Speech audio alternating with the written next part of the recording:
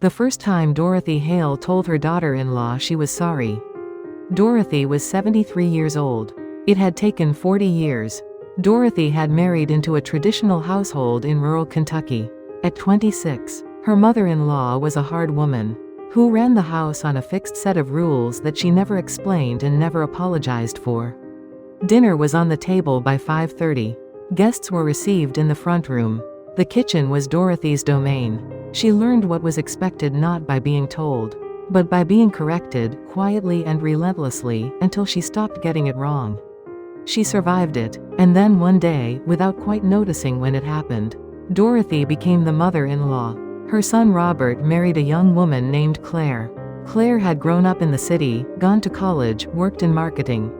From the first visit, Dorothy found small things that did not sit right. Claire did not dry the dishes fully before stacking them.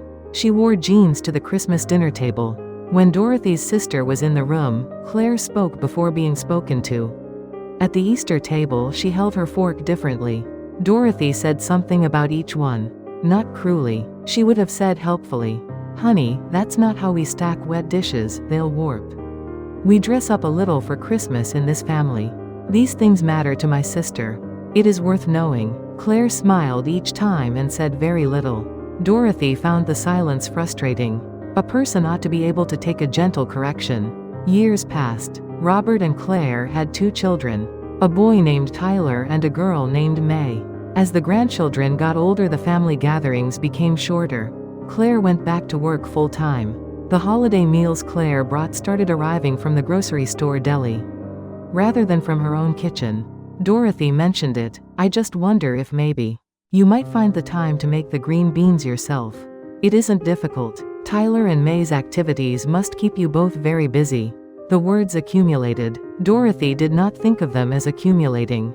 She thought of herself as someone who cared enough to say the true thing. Her mother had said true things. Dorothy had survived them. What Dorothy could not see was what was happening to Robert. After family visits, the days before Robert called her stretched longer. When Tyler called, Claire's voice was not in the background. One Thanksgiving, Robert stood up from the table and said, before putting on his coat, "Mom, I think starting next year, Claire and I are going to split the holidays between both families. Every other year here." Dorothy said nothing. She went to the kitchen and washed dishes and let the water run loud. He is taking her side, Dorothy thought. That winter Dorothy had a stroke. A mild one, the doctors said, but she spent 2 nights in intensive care. And came home with a left hand that did not cooperate fully and a tendency to lose words. Mid-sentence when she was tired, Robert brought her home to their house to recover. "Just for a month," he said. Until she was steadier. For the first week she and Claire barely spoke. Every morning there was a bowl of oatmeal on the nightstand, beside her bed when she woke. Or soft scrambled eggs. Or a cup of cream of wheat with a small jar of honey beside it. Always something warm, always something easy to manage. Claire would knock once, set it inside the door, and say, "Morning, Dorothy. Take your time." Then she would leave. Dorothy did not say it tasted good. She did not want to say it. About 10 days in, Dorothy came out of the bathroom too quickly. And her left foot caught the edge of the hall runner. She grabbed for the wall and missed. Claire was at the end of the hall and reached her before she went down. The 2 women stood there for a moment. Claire's hand firm on Dorothy's arm, steadying her. Claire said quietly, "I've got you. Take a breath." Dorothy stood still. She meant to say thank you. Instead her eyes filled. She thought about being 26 and new to a household she did not understand. Trying to fold a fitted sheet the right way. Trying to figure out where the serving bowls belonged. Crying in the car afterward because she could not find the thing she kept doing wrong. She thought about how that had felt. And for the first time in 40 years, she felt the full weight of what she had handed to someone else. If you were standing in that hallway, what would you have done? They stood there a moment in the quiet. Claire did not say anything more. She walked Dorothy back to her room, and made sure she was settled, and went back to whatever she had been doing. That evening Dorothy could not sleep. It was not the stroke. It was not her hand. It was the 40 years. 3 days later, Dorothy found Claire in the kitchen making dinner alone. She stood in the doorway. Claire looked up. Do you need something? Dorothy said, sit down for a minute. Claire dried her hands on a dish towel and sat at the kitchen table. Dorothy sat across from her and said, I have been hard on you. For a long time. I said things that I said because my mother said them to me. And I survived them, so I thought they were just how things were done. She stopped. I was wrong. I should have seen it sooner. I'm sorry. Claire was very still. Her eyes went bright. After a moment she said, I'm sorry too. Dorothy looked at her. Claire said, I went quiet on you. Because I didn't know how else to get through it. And I think me going quiet made you feel like I didn't care, or like I was shutting you out. I wasn't. I just didn't have the words. And I should have tried harder to find them. Dorothy had not expected that. She sat with it. That night Robert came home to find the two women sitting at the kitchen table with their hands wrapped around coffee mugs. He set his bag down quietly and went to his room. The month became 2 months. 2 months became 6. Dorothy did not bring up going home. Robert and Claire did not bring it up either. One Saturday morning Claire said, Dorothy, would you want to come to the farmer's market with me? Dorothy said yes. They walked the stalls side by side.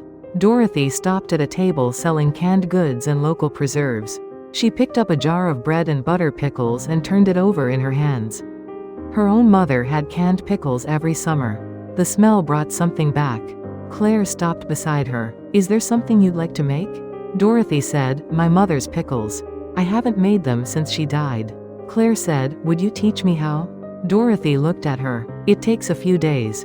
There's a brine. Claire said, I'm not in a hurry.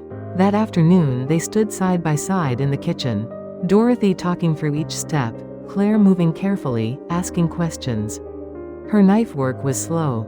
She asked about the ratios twice. Dorothy did not correct her the way she once would have. She just showed her again. When the jars were sealed and set to cool, Claire said, how long before they're ready? Dorothy said, 2 weeks. They need time. They were both waiting for the same thing. For the first time, that December the family gathered for Christmas.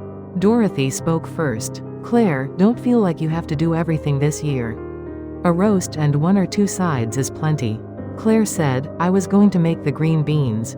From scratch. I know you like them. Dorothy was quiet for a moment. Then she nodded. The green beans were on the table. Dorothy took a forkful. Robert said, Mom, how are they? Dorothy said, Claire did a good job. Claire was in the kitchen when she heard it. She did not say anything. Robert went to find her a few minutes later and she was at the sink with her back to him, wiping her eyes with the dish towel. Robert said, hey, what's wrong? Claire said, nothing. I'm fine. It's nothing. Dorothy heard about it from Robert that evening. She sat alone in her room for a long time after. 40 years. If one of them had not needed to fall, the other might never have reached out a hand. Dorothy fell, but it was the falling that made room for both of them to stand back up together. Most of us have been someone's difficult mother-in-law or someone's difficult daughter-in-law at one time or another. We hand pain down without meaning to, and we receive it without knowing how to say so. This story is for anyone who has carried that weight on either side of the table. It is never too late to sit down. New stories every week on this channel. Please subscribe so you do not miss the next one.